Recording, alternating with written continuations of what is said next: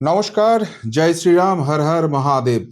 রাজনীতিকে সবসময় সম্ভাবনার শিল্প বলা হয়, আর পশ্চিমবঙ্গের সেই শিল্প সম্ভাবনা এবার এমন একটা জায়গায় পৌঁছে গেছে যেটাকে চমৎকার বলেও ডিফাইন করা যাচ্ছে না। এই রাজ্যে যে কথাটা কেউ 2 মাস 4 মাস আগেও ভাবতে পারতেন না, ঠিক সেই ঘটনাই ঘটতে চলেছে। ঘটনাটা কি?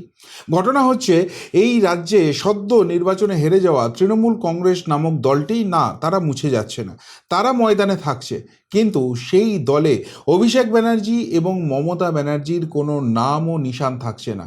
দলীয় নাম, দলীয় প্রতীক, সমস্ত কিছু তাদের হাত থেকে বেরিয়ে যেতে পারে, এই সম্ভাবনা কিন্তু তৈরি হয়ে গেছে। এখন যে কোনো প্রতিবেদন করতে গেলেই সেখানে ডেটা ড্রিভেন হতে হবে, মনের মাধুরী মিশিয়ে বললে তো কিছু হবে না। সুতরাং আসুন এক এক করে ডেটাগুলো একটু চেক করে নিই, ফ্যাক্টগুলো একটু চেক করে নিই, এবং তারপর কেন এই সম্ভাবনাটা উজ্জ্বল হয়েছে, কেন আগামী বেশ কিছুদিনের মধ্যেই এটা পশ্চিমবঙ্গে ইমপ্লিমেন্ট হয়ে যাবে বলে মনে করা হচ্ছে, সেটা আপনারা নিজেরাই বুঝে যাবেন। প্রথমেই যে খবরটার দিকে আপনাদের নজর নিয়ে আসবো সেটা হচ্ছে বিজেপি সাংসদ, বিষ্ণুপুরের সাংসদ সৌমিত্র খাঁ, তার বিস্ফোরক বক্তব্য। তিনি বলছেন, বিজেপিতে যোগ দিতে তৈরি তৃণমূলের 50 বিধায়ক ও 20 সাংসদ। সৌমিত্র খাঁর বিস্ফোরক দাবি। তিনি কি হাওয়ায় ভেসে কথা বলছেন? হাওয়ায় ভেসে তো তার কথা বলার এখন কোনো দরকার নেই। দল জিতে গেছে, এই রাজ্যে ক্ষমতায় এসছে, তিনি নিজে সাংসদ হয়ে আছেন। সুতরাং সেই জায়গা থেকে কে এলো কে গেল, এবং এই যে জয়টা এসেছে, সেই জয়টা তো এসছে এই তৃণমূল কংগ্রেস নামক আপদগুলোকে বাদ দিয়ে। তাহলে তারা এখানে আসতে চাইছে, এই কথাটা বলার তার কি দরকার হয়ে পড়লো? দরকার হয়ে পড়লো কেননা এরকম একটা ঘটনা ঘটছে। আপনাদের বেশ কিছুদিন ধরেই আমি প্রতিবেদনে বলেছি যে দিদিমণি যখন বৈঠকে তার বিধায়কদের ডাকছেন, তারা কিন্তু আসছেন না। তাদের মধ্যে একটা বড় অংশ ইতিমধ্যেই দিল্লিতে চলে গেছেন, সেখানে গিয়ে কংগ্রেসের সঙ্গে কথা বলছেন, এবং কংগ্রেসে যোগ দেওয়ার জন্য তারা তৎপর হয়ে উঠেছেন। দক্ষিণবঙ্গের বেশ কিছু মুসলিম বিধায়ক রয়েছেন যারা আইএসএফের সঙ্গে যোগাযোগ রয়েছেন, কিন্তু তার মাঝখানে এই খবরটা আসছে যে অন্তত 50 জন বিধায়ক রয়েছেন যারা সরাসরি দিল্লিতে গিয়ে কথাবার্তা বলছেন, এবং তার সঙ্গে 20 জন সাংসদও রয়েছেন যারা এখানে কথাবার্তা বলছেন। এবার বিজেপি নেবে কি নেবে না সেটা পরের ব্যাপার, সেটা একটু পরে ব্যাখ্যায় আসছি। কিন্তু এরকম ঘটনা যে ঘটছে বিভিন্ন মিডিয়া সূত্রে, সেটা দিল্লি সূত্র হোক, কলকাতা সূত্র হোক, সেখান থেকে কিন্তু উঠে আসছে। এবং শুধু মিডিয়া সূত্রে উঠে আসা নয়, এই রাজ্যে তৃণমূলের যারা হোমরা চোমরা নেতা নেত্রী এতদিন ধরে বাগাড়ম্বর করছেন, তাদের আচার আচরণেও কিন্তু সেই ছবিটা স্পষ্ট হয়ে যাচ্ছে। যেমন ধরুন কাকলি ঘোষ দস্তিদার। এই কাকলি ঘোষ দস্তিদার তৃণমূলে থেকে কি না বলেছেন বিজেপির নামে, কিন্তু এখন সেই কাকলি ঘোষ দস্তিদারকে নিয়ে কি শোনা যাচ্ছে? তিনি দলের সমস্ত পদ থেকে ইস্তফা দিয়ে দিয়েছেন। মাননীয় মুখ্যমন্ত্রী শুভেন্দু অধিকারী তিনি যখন প্রশাসনিক বৈঠকে ডাকছেন, তখন ভালো মেয়ের মতো সেখানে টুকটুক করে পৌঁছে যাচ্ছেন। এবং সবথেকে গুরুত্বপূর্ণ, তিনি দলের যে শীর্ষ নেতৃত্ব রয়েছে, তৃণমূলের শীর্ষ নেতৃত্বকে মন পছন্দ গালিগালাজ করে যাচ্ছেন, তাদের খুঁত নিয়ে আলোচনা করে যাচ্ছেন।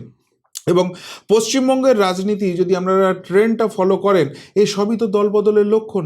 তার মানে মনস্থির অনেকেই করে ফেলেছেন, তাদের মুখপত্র হয়ে বলতে পারেন কাকলি ঘোষ দস্তিদার এই জায়গাটা করছেন, কেননা এটা হচ্ছে টেস্ট কেস। কাকলি ঘোষ দস্তিদারকে মমতা ব্যানার্জি খুব একটা ঘাঁটানোর জায়গায় নেই, কেননা বেশি ঘাঁটাতে গেলে এই কাকলি ঘোষ দস্তিদার মুখ খুলবেন, এবং সেটা মেডিকেল রিপোর্ট সংক্রান্ত কিছু। সেটা হলে মমতা ব্যানার্জি আর মুখ দেখানোর জায়গাতেও থাকবেন না। সেই জন্য কাকলি ঘোষ দস্তিদারকে ওই যে গোষ্ঠীটা 20 জন সাংসদের কথা শোনা যাচ্ছে যারা দল বদল করতে মরিয়া, তারা কি এগিয়ে দিয়েছেন? এটা টেস্ট কেস হিসেবে দেখা যাচ্ছে। দেখুন, কাকলি ঘোষ দস্তিদার এত কিছু করে যাচ্ছে, মমতা ব্যানার্জি বা অভিষেক ব্যানার্জির মুখে টু শব্দটি নেই। তার মানে পরিস্থিতি তৈরি হয়ে গেছে। কাকলি ঘোষ দস্তিদারকে দিয়ে পুরো জিনিসটা টেস্টিং করে দেখানো হচ্ছে যে কালীঘাট ঠিক কী রিয়াকশান দেয়, ক্যামাক স্ট্রিট কী রিয়াকশান দেয়। দলবদলের যে জল্পনা, সেটা হাওয়ায় ভেসে হচ্ছে না। এছাড়াও আরেকটা জিনিস দেখুন, যারা একটু নিচু স্তরের নেতা রয়েছেন, যেমন এই অরূপ চক্রবর্তী, যেমন এই সুশান্ত ঘোষ, তারা আজকে কলকাতায় যে মিউনিসিপ্যাল কর্পোরেশন রয়েছে, সেখানে তাদের যে পদ রয়েছে সেখান থেকে তারা ইস্তফা দিচ্ছেন। এবং শুধু ইস্তফা দিয়ে ক্ষান্ত নন, তারা দলের বিরুদ্ধে একাধিক বিষোদ্গার করে যাচ্ছে। যদিও এই অরূপ চক্রবর্তী ছেলেটিকে আমি পার্সোনালি সহ্য করতে পারিনি। এতখানি ডেপো, অসভ্য, অশ্লীল একটা ছেলে হয় এটা ভাবা যায় না। এবং রাজনীতির ময়দানে এরা ঘুরে বেড়াচ্ছে এখন। এদের না জনতার ওষুধটা, ডোজটা একটু দরকার আছে। মনে আছে কার্তিক মহারাজকে নিয়ে এই অরূপ চক্রবর্তীর কি অসভ্যের মতো বয়ান? তৃণমূল করছে বিজেপিকে ছোট করার জন্য কীরকম অসভ্যের মতো কথা দিন দিন বলে যাচ্ছে। এখন বুঝতে পারছে তৃণমূল নামক দলটা চলে যাচ্ছে, সেই জন্য পিঠ বাঁচানোর জন্য এইসব ঢং করছে। কিন্তু শুধু কি তাই, দলের যারা এমপি এমএলএ আছে তাদের সঙ্গে কি এই সুশান্ত ঘোষ, অরূপ চক্রবর্তীদের কোনো কানেকশন নেই? সেখান থেকে কোনো ইনস্ট্রাকশন আসেনি? সর্বস্তরে এই ভাঙনটা যে দেখাতে হবে দেখা যাচ্ছে। এবং যে কথাটা বলে এই প্রতিবেদন শুরু করলাম সেই ইঙ্গিতটা স্পষ্ট করার জন্যই কি একে একে করে প্রদীপগুলো নিমতে শুরু করেছে। যেখান থেকে মমতা ব্যানার্জি, অভিষেক ব্যানার্জির আর কিচ্ছু করতে পারবেন না সেই সম্ভাবনাটা তৈরি করা হচ্ছে। এবং এটা ওই দিল্লিতে বৈঠকের পরে কি ঠিক হচ্ছে? এই জল্পনা বাড়ছে। শুধু অরূপ চক্রবর্তীরা নয়, এখানে তারক সিংয়ের কথা ধরুন। তারক সিং তো ওই যে বৈঠক ডাকা হয়েছিল সেখানে মমতা ব্যানার্জির বাড়িতে যায়নি, উল্টে আজকে বিবৃতি দিয়েছে মমতাকে মমতা বানিয়েছি, এখন তাদের ফেলেই বাড়িতে বৈঠক করছেন বিস্ফোরক মেয়র পরিষদ। তারক সিং মুখ খুলছে, এবং তারক সিং মুখ খোলা মানে মমতা ব্যানার্জির গড়ে যে কতখানি ধাক্কা লেগেছে সেটা সকলেই বুঝতে পারছে, রাজনীতির একটু আধটু যারা খোঁজ নিয়ে থাকেন। এই যে বিভিন্ন জায়গা দিয়ে একদম মমতা ব্যানার্জি, অভিষেক ব্যানার্জির যে সাজানো বাগানটা ছিল সেটাকে তছ নচ করার প্রক্রিয়া শুরু হয়েছে। সেটা কি এমনি এমনি? এবং শুধু এখানেই নয়, আপনারা যদি দেখেন যে রাজ্যের বিভিন্ন যে মিউনিসিপ্যালিটি রয়েছে, যেটা আগামী 6 থেকে 8 মাসের মধ্যে যেখানে নির্বাচন হওয়ার সমূহ সম্ভাবনা রয়েছে, সেখানে 100-র বেশি কাউন্সিলর পদত্যাগ করেছে। এটা বোধহয় দিন দুয়েক আগেকার খবর, এখন সংখ্যাটা আরও বেড়ে গেছে। এখন এটা দুটো সম্ভাবনা নিয়ে আলোচনা চলছিল। নাম্বার 1 আলোচনা হচ্ছে যে এইগুলো খুব সম্ভবত মমতা ব্যানার্জির ইনস্ট্রাকশানেই হচ্ছে। তার কারণ হচ্ছে যে সরকার চলে গেছে, সরকারে এখন বিজেপি বসেছে, কিন্তু রাজ্য সরকার তো সরাসরি নাগরিক পরিষেবাটা পৌঁছে দিতে পারে না। তাদেরকে হয় মিউনিসিপ্যালিটির উপর ডিপেন্ড করতে হবে, আর না হলে পঞ্চায়েতগুলোর উপর ডিপেন্ড করতে হবে, না হলে মানুষের কাছে পরিষেবা পৌঁছে দিতে পারবে না। এই জায়গা থেকে যদি এই পুরসভা এবং পঞ্চায়েতগুলো, যেগুলো ম্যাক্সিমামই মানে প্রায় সব তৃণমূল কংগ্রেস দখল করে বসে আছে গায়ের জোরে, সেই জায়গাগুলো যদি ফাংশন করা বন্ধ করে দেয়, তাহলে মানুষের কাছে পরিষেবা পৌঁছবে না, মানুষের রাগ বাড়বে এবং রাগটা গিয়ে পড়বে রাজ্য সরকারের উপর। কেন মানুষ ওই সব কিছু স্তরফর বোঝে না, তারা বোঝে আমরা ভোট দিয়ে বিজেপিকে এনেছি, বিজেপি আমাদের পরিষেবা দিচ্ছে না। তাহলে সেই জায়গা থেকে মমতা ব্যানার্জির ইনস্ট্রাকশনে এগুলো হচ্ছিল। এই জল্পনাটা নিয়ে অনেকেই আলোচনা করছিলেন, কিন্তু আমি বলবো না, এর সম্ভাবনা নেই। কেননা এই যারা রাজনীতির কারবারি তারা খুব ভালো করে জানেন যে গদিটি চলে গেলে না আর কিছু করার থাকে না। তার উপরে এতদিন মমতা ব্যানার্জি ছিল ক্ষমতায়, যা খুশি তাই হয়েছে, এখন তো আর সেই জিনিস হওয়ার সম্ভাবনা নেই। এরা পদে থাকলে তবু এদের একটা রাজনৈতিক ভবিষ্যৎ আছে বলে তার একটা সম্ভাবনা থেকে যাচ্ছে, কিন্তু এরা পদত্যাগ করলে আর সেই জায়গাটা থাকবে না। আর সরকার এখানে কি করবে, যখন দেখবে যে পুরো পরিষেবা বন্ধ হয়ে যাচ্ছে, মানুষ রেগে যাচ্ছে, মানুষ পরিষেবা পাচ্ছে না বলে হতাশ হচ্ছে, তারা সেখানে প্রশাসক বসিয়ে দেবে এবং প্রশাসক বসানোর কিছুদিনের মধ্যেই এইসব পুরসভাগুলোতে ভোট করিয়ে দেবে। সরকারের কি অসুবিধা আছে? তাহলে এটা মমতা ব্যানার্জির চাল, এরকম কোনো ব্যাপার নয়। তাহলে এরা ছেড়ে পালাচ্ছে কেন? দেখুন, ছেড়ে পালানোর একটা কারণ তো হচ্ছে এরা গত 15 বছরে মমতা আর অভিষেকের অনুপ্রেরণায় সীমাহীন দুর্নীতি করেছে, গরিব মানুষের পেটে লাথ মেরেছে, মানুষের টাকা লুট করেছে, ডাকাতি করেছে, নিজেদের পকেটের উন্নয়ন হয়েছে, কিন্তু মানুষ তো বঞ্চিত হয়েছে। আজকে মানুষ ক্ষমতার স্বাদ পাচ্ছে, নেহাত সরকারটা, বিজেপি দলটা মানুষকে আটকে রেখে দিয়েছে, তাই নালে এদেরকে আড়ং ধোলাই শুরু হয়ে যেত। এরা খুব ভালো করে বুঝছে, তো ধোলাই না দিক, এদেরকে ঘেরাও করে ওই যে কাটমানিটা খেয়েছে, ওই যে তোলাবাজিটা করেছে, সেই টাকাটা ফেরত চাইছে, ফলে ভয়েই এরা ছেড়ে দিচ্ছে। এবং 3 নম্বর কারণ যেটা যুক্ত হয়েছে সেটা হচ্ছে ওই যে দলের অংশটা রয়েছে যারা দিল্লিতে গিয়ে বৈঠক করে এসছে, তাদের সঙ্গে এরা যোগাযোগ রাখছে যে বিজেপির দরজা তো খুলছে না, তাহলে আমরা কি করব। তাদেরকেও ইনস্ট্রাকশন দেওয়া হয়েছে যে ভাই তোমরা এখন এই জায়গাটা করো, মমতা অভিষেকের হাত থেকে আরও জিনিসটাকে বার করে দাও, তারপর ভবিষ্যতে তোমাদের একটা জায়গা থাকলেও থাকতে পারে। এবং আর একটা জিনিস দেখুন, অখিল গিরি পরিবার, তার ছেলে সুপ্রকাশ গিরি, সেই সুপ্রকাশ গিরি হচ্ছে কাঁথি পুরসভার চেয়ারম্যান, যে পুরসভাটা সবার আগে প্রশাসক বসাতে হলো এই রাজ্য সরকারকে। আসছিলই না, সুপ্রকাশ গিরিও আসছিল না, আর অন্যান্য যে তৃণমূলের কাউন্সিলর আছে তারাও আসছিল না। সেই গিরি ফ্যামিলি হচ্ছে অধিকারী ফ্যামিলির ওখানে একদম অ্যান্টি পার্টি, এবং সেই কারণেই শুভেন্দু অধিকারী যখন দল ছাড়লেন, তৃণমূল কংগ্রেস ছাড়লেন, তখন এই গিরি ফ্যামিলিকে অত্যন্ত পাওয়ারফুল করে দেওয়া হয়েছিল। যে কারণে এই সুপ্রকাশ গিরির বাপ অখিল গিরি আমাদের মাননীয় রাষ্ট্রপতিকে নিয়ে কুৎসিত ভাষায় আক্রমণ করলেও তাকে কিচ্ছু করা হয়নি, তাকে এবারও টিকিট দেওয়া হয়েছিল। কিন্তু সেই সুপ্রকাশ গিরির মুখে তৃণমূলের বিরুদ্ধে বিদ্রোহ, অভিষেক ব্যানার্জির বিরুদ্ধে বক্তব্য, এবং শুভেন্দু অধিকারীর প্রশংসায় পঞ্চমুখ। আবারও বলছি, একটা কারণ হচ্ছে এরা অধিকারীর বিরুদ্ধে, অধিকারী ফ্যামিলির বিরুদ্ধে যদি ওই জায়গাটা রাখে, ওখানকার মানুষ এদেরকে ঠিক করে দেবে, সোজা করে দেবে, আর কোনো এদের অপশান নেই। সেই কারণে একটা তেল দেওয়ার প্রক্রিয়া চলছে। আর 2 নম্বর কারণ, যারা অধিকারী ফ্যামিলির এতখানি অ্যান্টি ছিল তারা এটা বলছে, তার মানে এখানেও কি কোনো ইনস্ট্রাকশন নেই?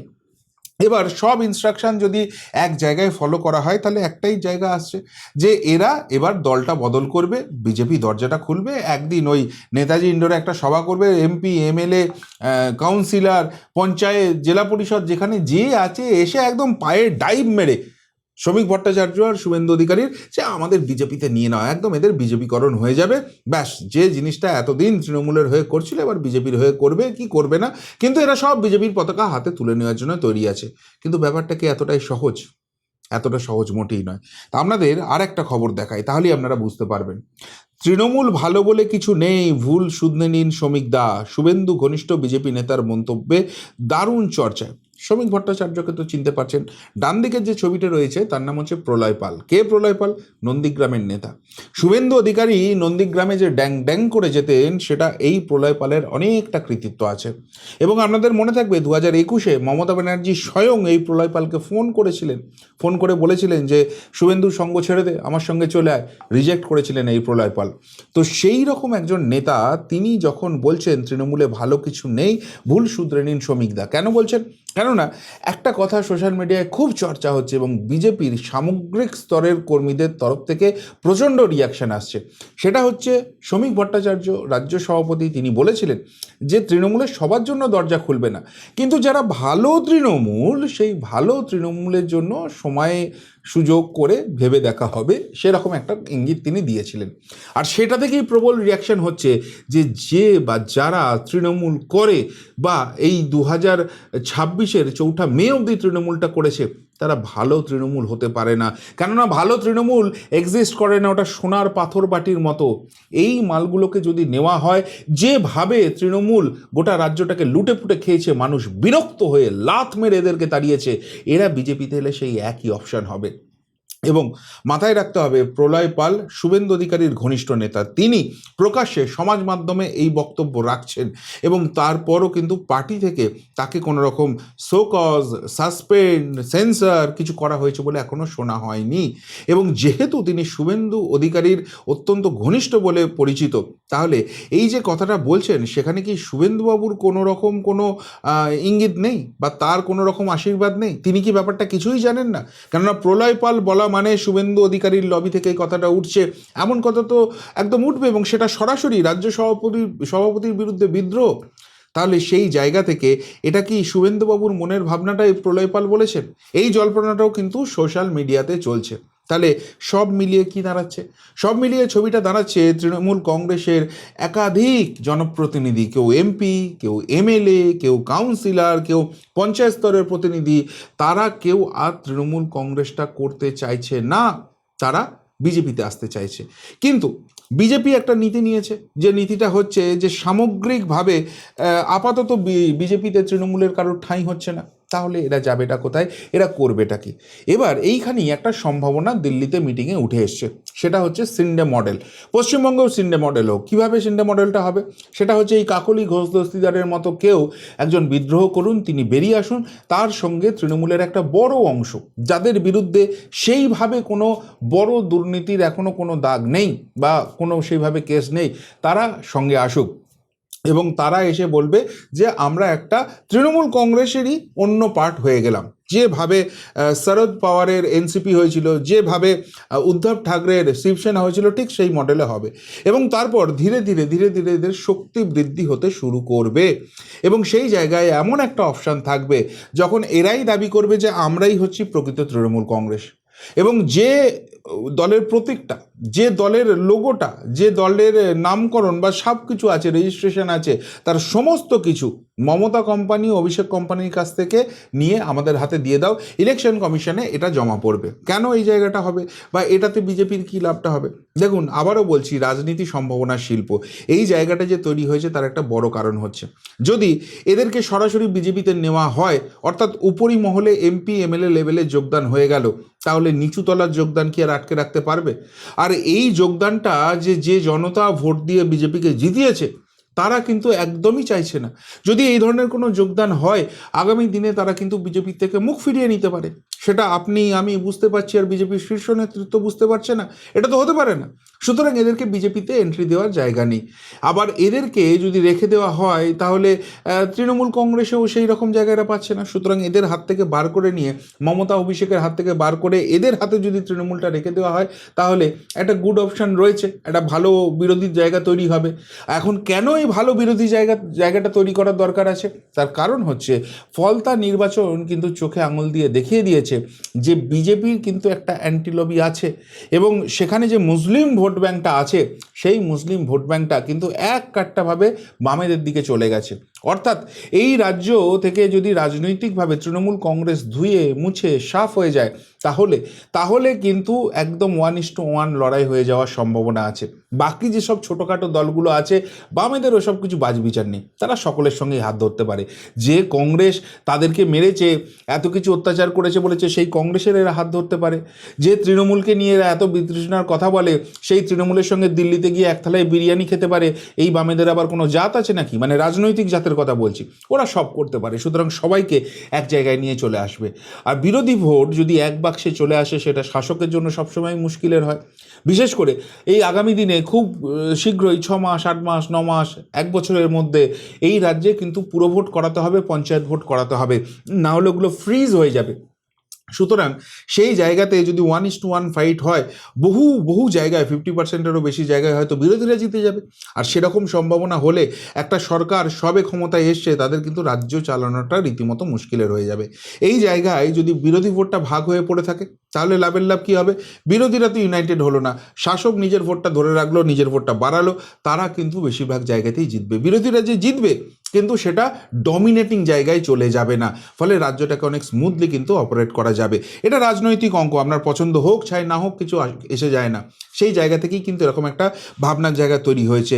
আর সেই জায়গা থেকেই প্রলয়পালের বক্তব্য যখন সামনে আসছে, তখন 2-2 4 করলে কিন্তু এই সম্ভাবনায় উঠে আসছে যে তৃণমূলের একটা বড় অংশ বেরিয়ে আসছে, বিদ্রোহী হচ্ছে, এবং সিন্ডে মডেলে আলটিমেটলি তৃণমূল কংগ্রেসটা তাদের হাতেই আগামী দিনে থাকতে চলেছে।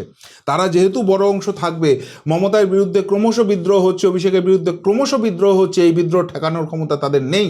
সুতরাং তারা এই জায়গাটা তৈরি করবে, এবং রাজ্যে এই শিল্প সম্ভাবনা, এই রাজনীতির শিল্প সম্ভাবনা যদি হয়, এই পশ্চিমবঙ্গের মাটি থেকে মমতা আর অভিষেক যে রাজনৈতিকভাবে পুরোপুরি ধুয়ে মুছে সাফ হয়ে যেতে চলেছে, তাদের নিজেদের তৈরি করা দলটাও তাদের হাতে থাকবে না, সেই সম্ভাবনাটাই কিন্তু ক্রমশ উজ্জ্বল হচ্ছে।